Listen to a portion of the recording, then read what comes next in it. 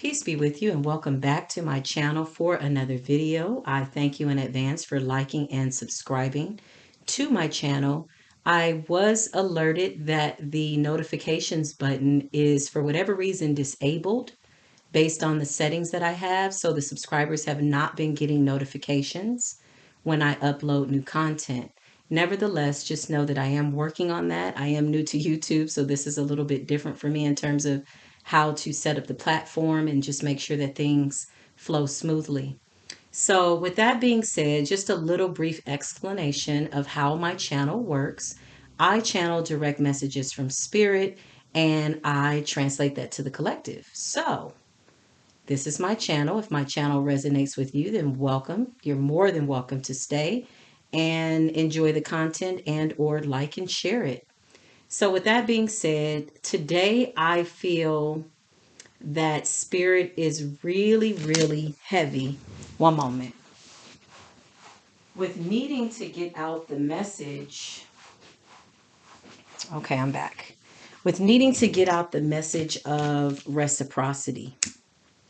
Reciprocity meaning a give and take situation, right? So whatever you put out is what you get back.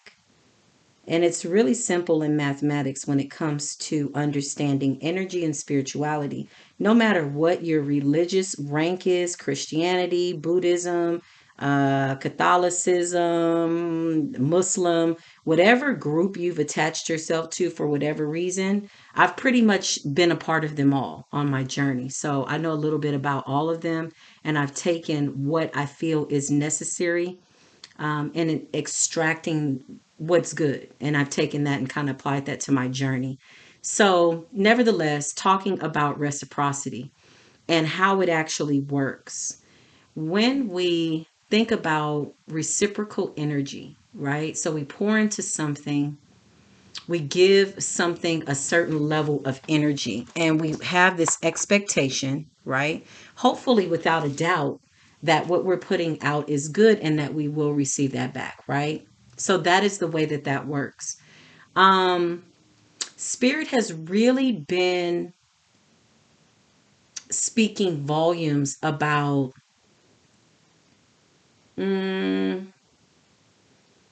distorted energy. Distorted energy meaning as it relates to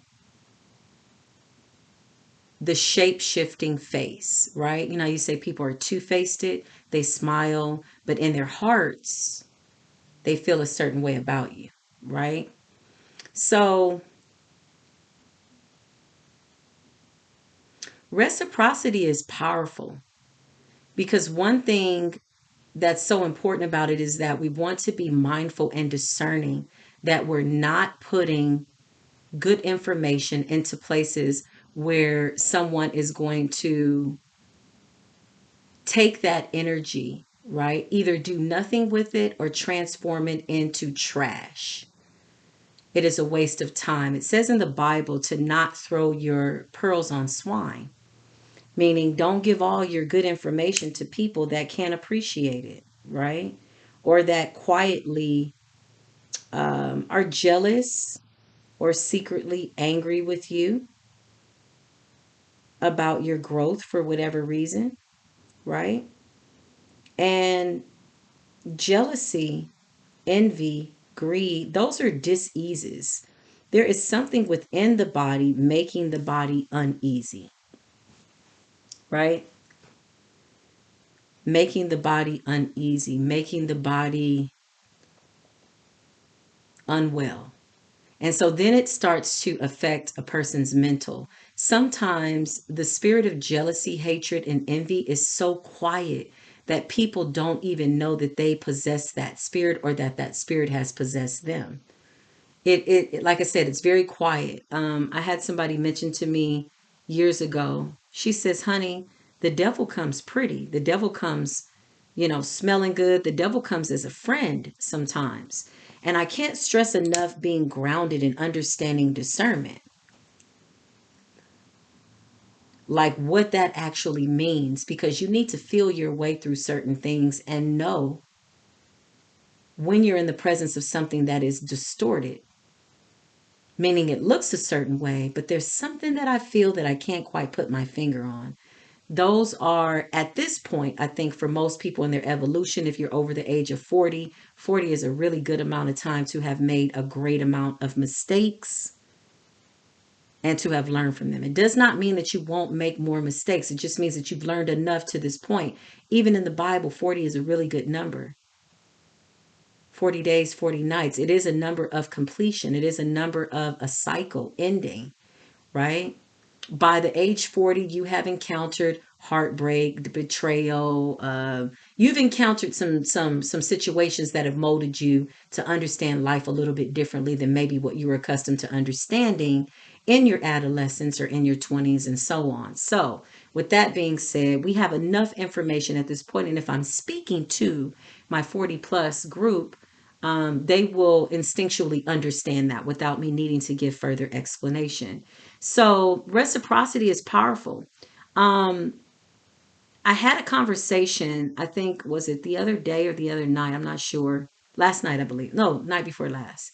And speaking to an individual that needed to kind of vent, and I felt a shift in the energy, and I needed to end the phone call because I was dealing with somebody who did not want to look at themselves, right? See, this is the thing about spiritual practitioners and the way that energy healing works.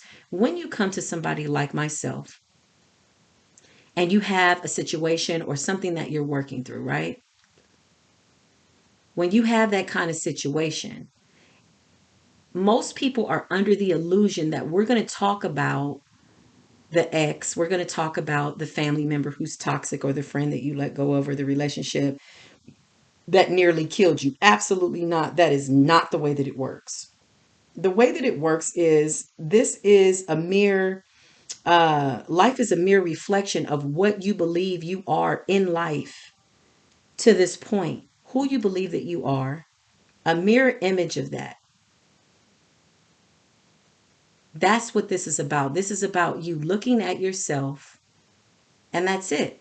So this particular session did not start out the way that I believe the individual wanted it to because they were so angry. I mean, the energy was so thick that I had to pull back and take a break from it at some point. So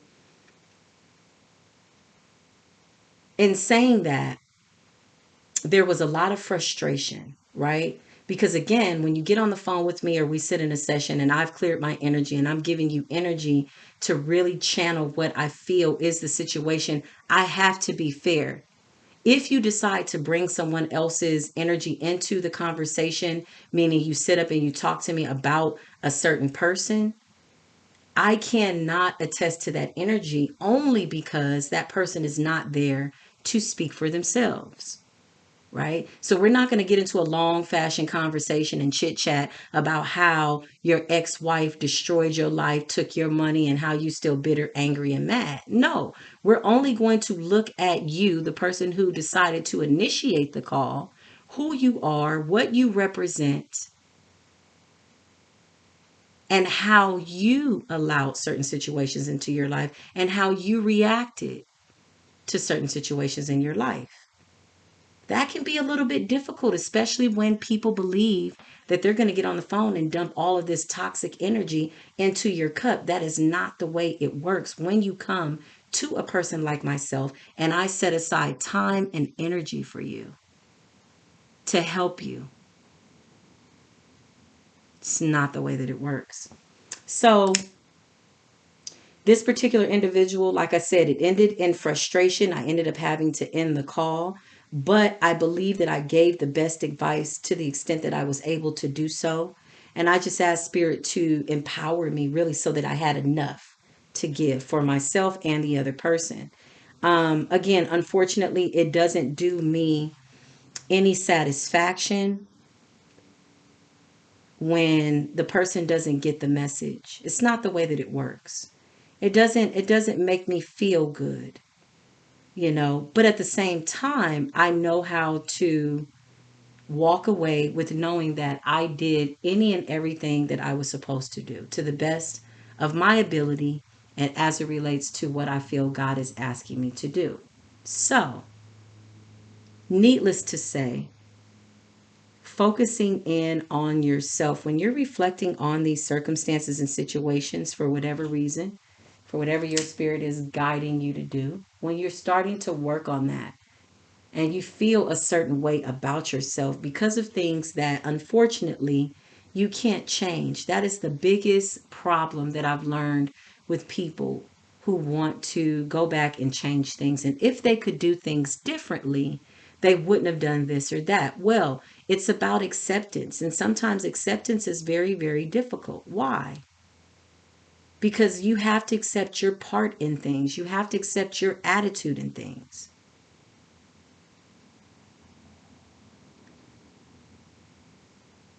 You have to admit things to yourself out loud that maybe you are not wanting to admit. And that can be very, very painful. That can be a hard thing to do, especially when you're not ready to admit certain things. See, the thing about healing and shadow work is you actually have to be ready. It's not about my mama said I need to heal, I need to get over this. My husband said it's time, he's tired of me crying about this or that. No, you have to make a conscious effort. You have to make a conscious effort, admit to yourself what you need to heal from, and really be ready for it, meaning committed to it. The same way you get up and you go to work and you're committed to your job, you have to see this as work. Committed to it. Wholeheartedly committed. Then and only then will you really get what it is that you're actually looking to get out of it, which I hope is healing.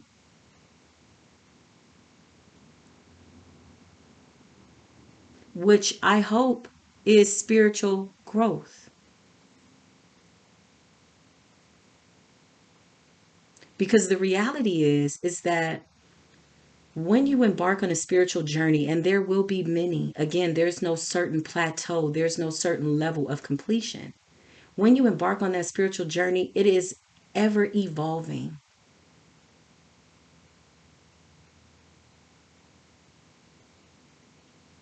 I met somebody 84 that said, I'm still learning.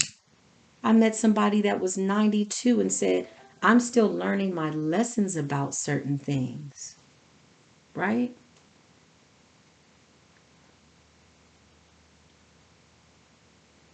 So, really, truly being committed to that work, or you're just going to end up in frustration. And who are you really frustrated with? It's not the ex, it's not the job, it's not the, it's you. You are a co creator of your own life. You have the right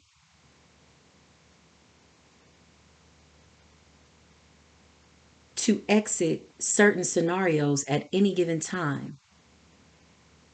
You are not a slave to any one situation ever.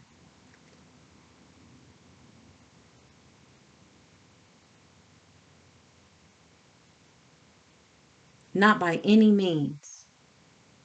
So the worst thing that one can do to themselves is lie to themselves about themselves. That's dangerous, especially when you're in the presence of yourself. Forget the person on the other end that you're sharing your information with or your story with. Forget them.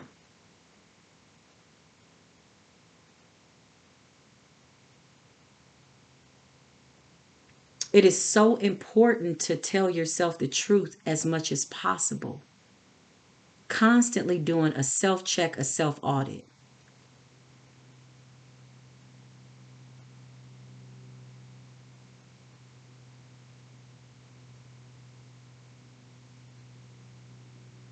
That is more vital than I can express here.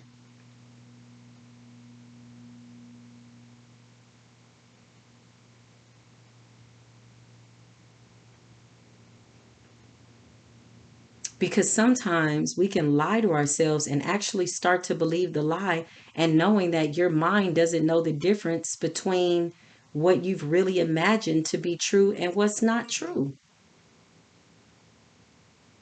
It is to do yourself a disservice.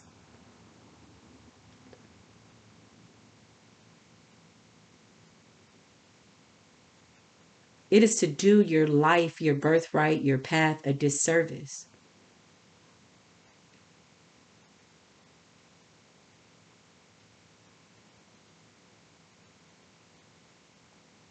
Because once I admit the truth to myself, now I have to have a plan of action. Now I'm accountable to do something different than what I've been accustomed to doing. It's not about what anybody else thinks.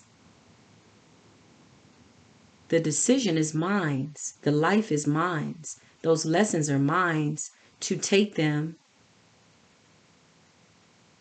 and mold myself into who I am now conceiving myself to be. Because a level of acceptance, a level of acceptance is powerful.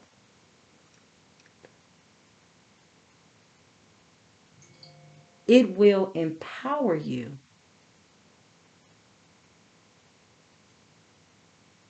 Because now that means that something new is taking place. Now that means that there is a new you on the horizon.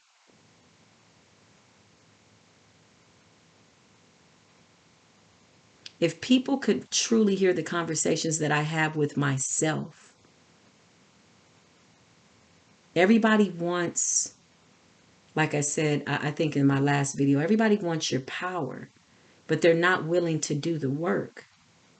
Nobody can take your power. The conversation that you have with yourself is the most crucial conversation that you'll ever have in life.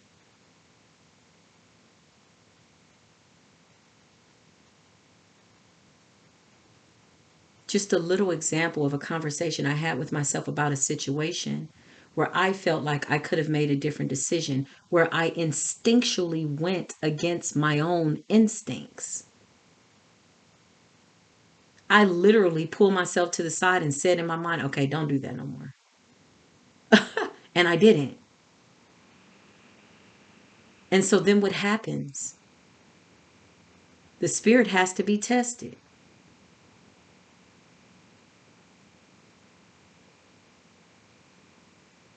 And so then what happens? I came into another scenario where I was faced with the same exact situation, the same energy, and I had to make a different decision.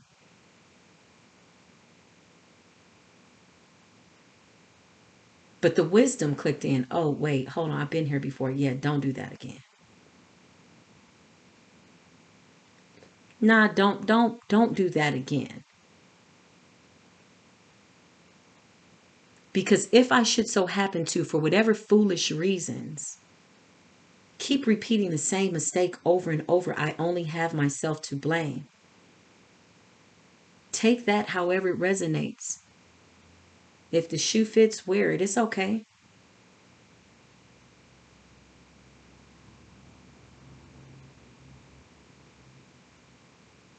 There's no way that I can sit and complain about a circumstance that I've now been accountable for. I have now admitted the truth within myself about.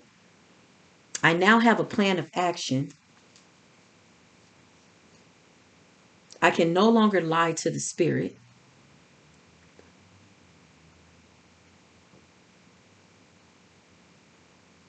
So if, again, unfortunately, I end up in the same foolish situation, who am I complaining about? And again, going back to this session with this particular person, and I'm using their circumstance in a way that I don't want to do them a disservice, right? Because I'm very private, but I wanted to extract the lesson. I wanted to take from that conversation something that I felt was useful to apply to this video or share in this video, with the hopes that maybe if somebody else finds themselves doing the same exact thing,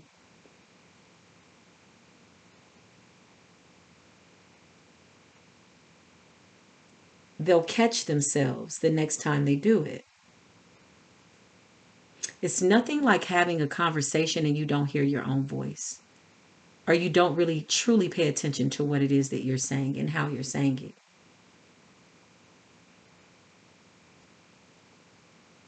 It's unfortunate, actually. because that is someone who is not aware of who they are, aware of themselves. It's okay to pay attention to the words that come out of your mouth. It's okay to think before you speak. That's actually a wise thing to do.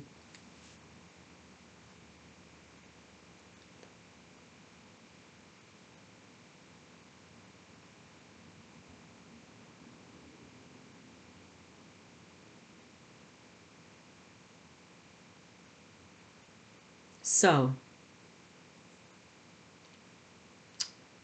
reciprocity, jealousy, and hatred. We've all, well, at least I hope to some point you've encountered something. I don't hope that for anybody, but 9 times out of 10, we've encountered situations of jealousy, hatred, be it we were the jealous one and didn't realize it, or be it somebody was jealous towards us. What I found about jealousy, reciprocity, it goes back to self. And that's why I kind of went on a tangent about looking at yourself, right? Because jealousy says, I want what that person has, and I don't know how to get it, so that angers me. And now I am putting out an energy where I don't want that person to have it. When in reality, what you're really saying and what we need to be accountable for is that I don't believe that God will bless me the way they're blessing this person. Or I can't see my gift or what I'm supposed to be doing. What am I here to do? So now that angers me. Now that is disappointing to me. That can be quite disappointing.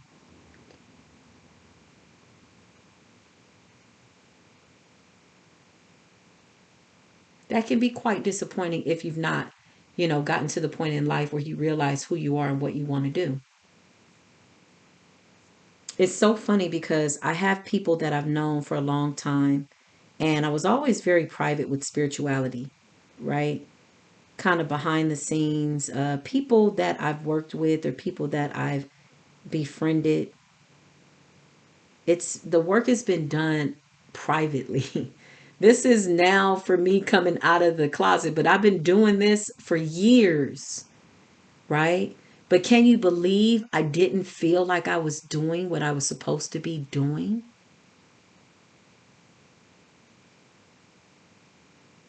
And I had a friend tell me the other day, a really good childhood friend that I've known since age 7.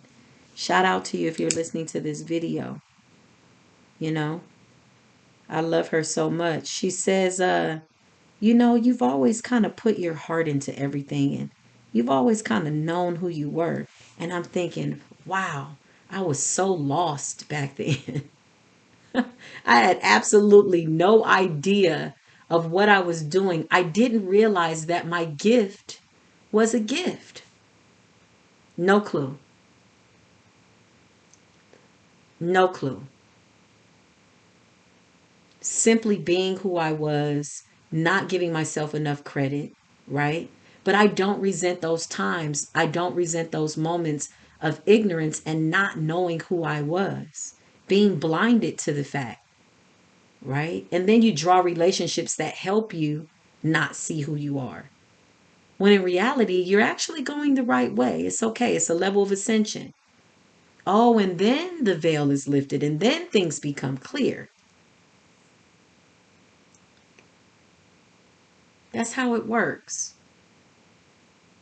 And I'm thinking, wow, this is not the first time that I've had a really good friend that's known me a while say that to me. This is not the first time. And so I really needed to look at myself and started giving myself more credit for who I am. I've helped a lot of people, even when I didn't understand, even when I was in pain, even when I was lost and miserable. Most misery comes from the fact that there's something more to life, but you're trying to figure out how to get to it. And usually you already have it. It's the very thing that's right in front of you.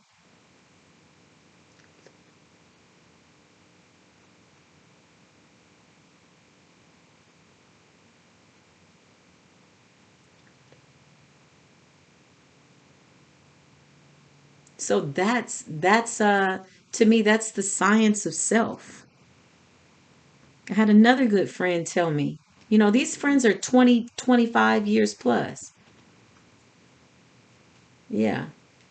I don't post a lot of personal pictures and things like that, only because I'm very protective of the people that I love. So occasionally you'll see me post, a picture or whatever, just to kind of stay connected. But yeah, these are very good, solid friendships.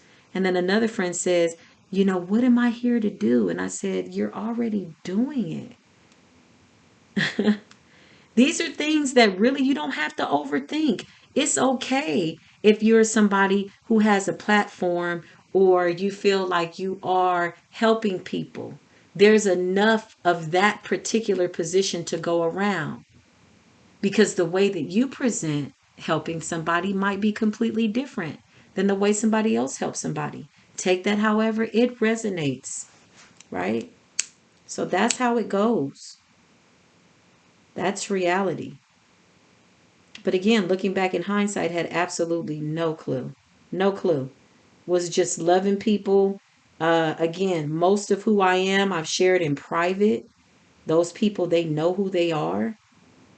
I've never been the person to say, hey, I did this for somebody. No, that's not the way it works. When you have this kind of a gift to reach literally into somebody's soul, and God reveals everything to you, you are obligated to respect their confidentiality, not to take what they've told you, out of pain or hurt or just them transitioning to being a better person, and use it either against them or talk about who they are behind their back. No, it doesn't work like that.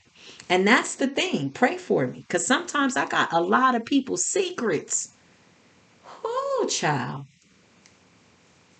I got so many people's secrets. I got people's secrets that, I just I just meet in Walmart. And one thing about the spirit is people draw to it. People want to touch me. They want to talk. My son laughs at me.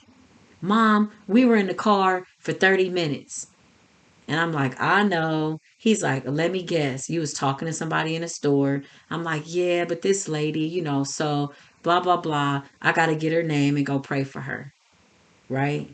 Just a little insight about how my path works. Sounds good, right? No, it's not easy. Sometimes it's work. But the joy of seeing somebody be delivered from something that had a stronghold on them, the joy of seeing somebody's health be restored, or them get, good news, or them get it. And then my phone rings less, right? Because as a spiritual practitioner, we have to now understand how to deal with somebody once the prayers have been answered. A real spiritual practitioner working for the divine does not want you to become handicapped, will not take your money to further their own endeavors, right? Or interests. They want you to be, they want you to be independent, right? I got a lot of people that don't call me anymore. I'm happy about that. Because that hopefully I gave you everything you needed. And you know what I always tell people at the end of it all? Now go do this for somebody else. I always prepare people, hey, now that you're moving along your path, and you're not in the dark night of the soul, you now have an obligation to the divine to pay back to the universe what it is you owe. So now the universe is going to send you people who were just like who you were. This is how you continue to heal yourself. This is how you continue to evolve.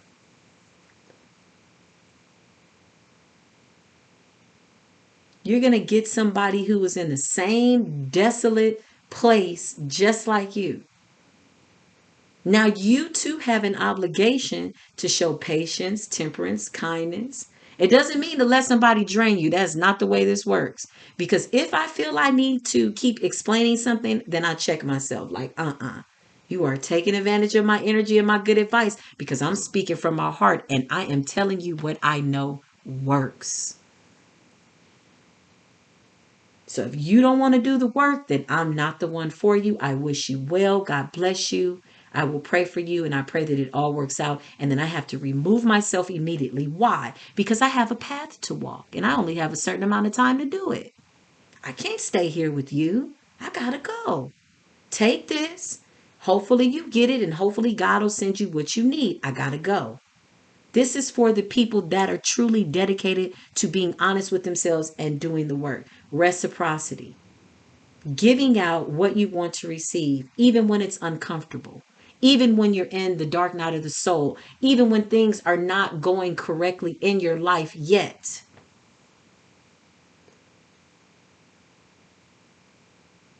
Giving unconditional love and joy to people and situations, even when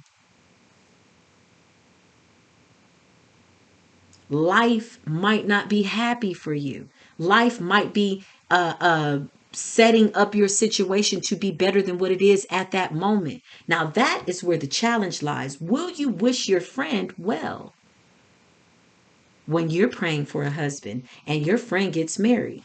This is where you start to really evaluate who you are.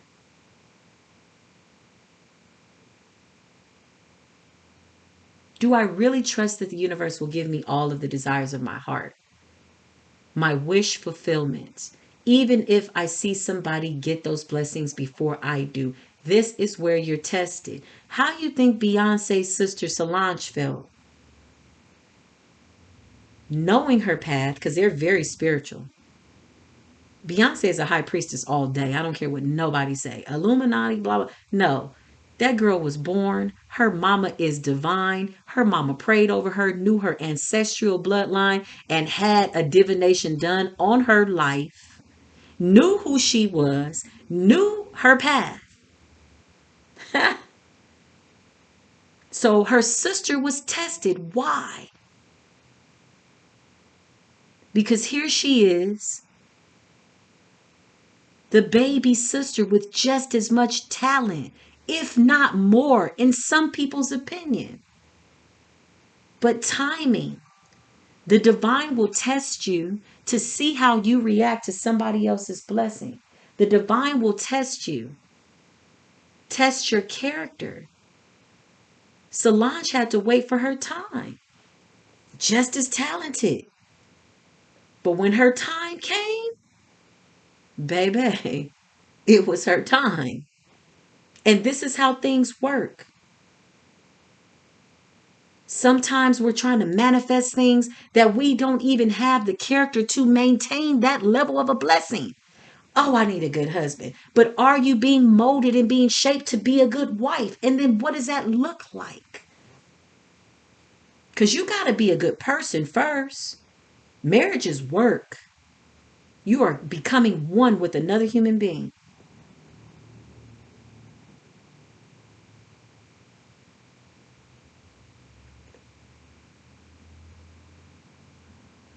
It's work. So timing. So when you see somebody else win, or you see somebody else have a beautiful family or get married or have a child, and all these things are things that you've been wishing for and waiting on for years or moments or however long the divine has been molding your character to be prepared for that level of a blessing. You know what you should think in your spirit really quietly? Know that God is still answering prayers. Trust and know that your time is coming, and then say, divine, what do I need to do in order to get these blessings? I need you to search me, God. Search my character, search my thoughts, search my intentions.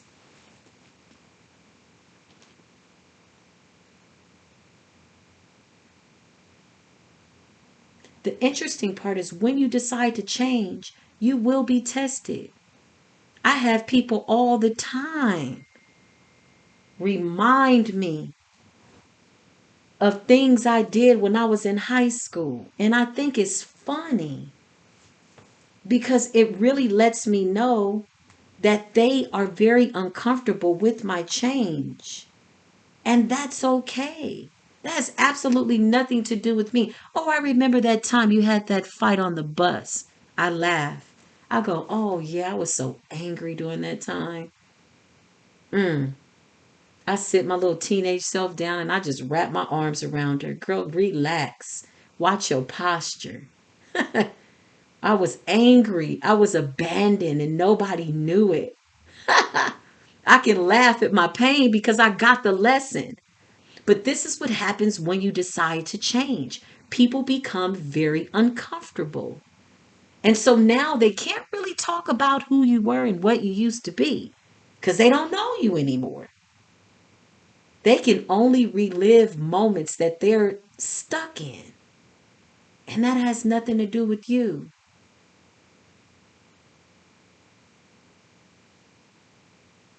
Remembering times of pain. I felt so abandoned as a teenager. People didn't know that I really wanted my dad, right? I was angry. I was a fighter. I felt things. I could see things in people's spirit. I could see people who hated me and I didn't like it. I was at a place where the gift was so much for me that I wanted to run from it. I wouldn't look into people's eyes because I didn't like what I saw. I was angry, impulsive, learning how to use this gift, and ain't a damn person around me, including my parents, that can help me with it. God, if you don't come help me right now at 14, 15, 16, 17, right? So let's fast forward 40 plus years into the purpose and being molded and shaped and pulled and pruned and all that, right? So, why am I recanting this story? Because as you move about your path, you have the right to change, and nobody can say anything about it. Nobody can change what God has set up for you. One thing I know about God is God loves to take people who people least expect and bless them. He will offend a group of people who feel a certain way about you and reveal their intentions to them. Not you. That ain't got nothing to do with you. You got to keep walking that path, shining that light, honey. I tell people all the time, I'm not going to be sick for you. I'm not going to be sick for you. That is doing myself a disservice. I'm doing you a disservice by getting into your sick bed. So, how about you go fix yourself? I continue to fix myself. And then we just both move forward and be great people. If we can do that together, so shall it be. If not, the divine will have us part, go in opposite directions. You walk your path, I walk my path, and we do it in love and light. But to hold me accountable to a time that I no longer exist in, to a time that I've already gotten the lesson out of, to a time that I've extracted the gift and mastered the gift. You gotta give me my crown. That's the way it works. So when people hear me speak with authority, when people hear me speak with power, just know that I earned it. When you see somebody blessed, when you see that person with their twin flame or their soulmate, just know that they've done something right by the divine.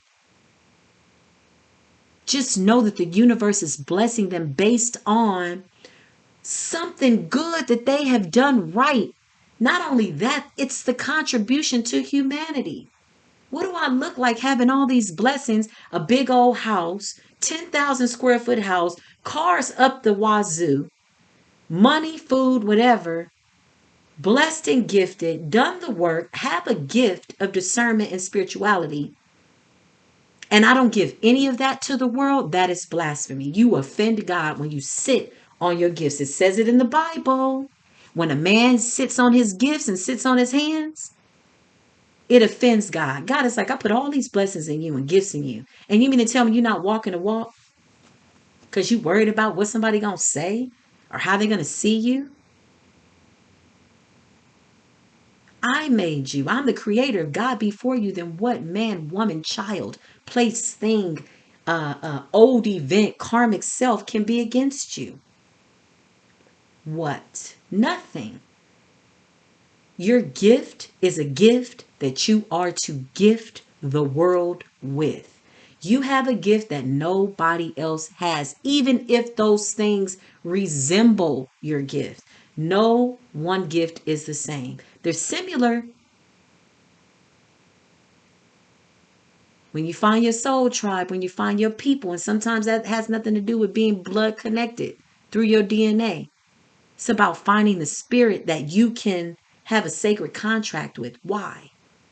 Because collectively, we're all supposed to use our spirits and our gifts to work simultaneously together. You have some people that are vegetarians that believe that heightens their gift, right? So shall it be. That's what works for them. Then that's good. Hey, I like that. Okay, that's a great idea to wrap your mind around and you making that work. That's what's up.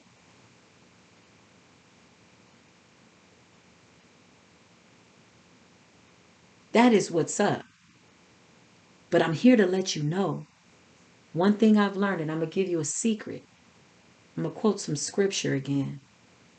It's a lot of truth in that book if you know how to read it and you're not opposed to the idea of what it really is trying to tell you. It says in the scripture, it's not what goes into the body that defiles the body, but what comes out of the body is what defiles the body. So what does that mean? Prime example.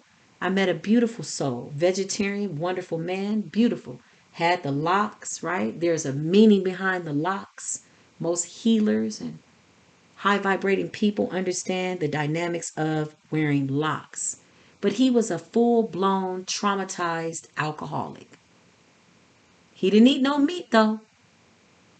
So what does that mean? It's not what goes into the body. It's not what you take in. It's not what you eat that defiles the body. It's what comes out. What comes out of the mind. 100% healthy and just full blown alcoholic and sex addict.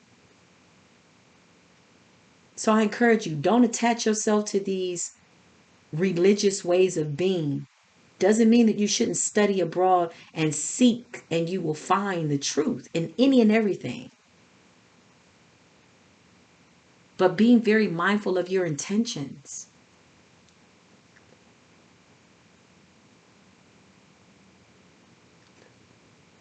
Very mindful of what is coming out of you. That is what matters. That's where your power lies. So reciprocity, what are you putting out? What are you getting back? What is reciprocating in your life? And most of all, what are you putting out to yourself?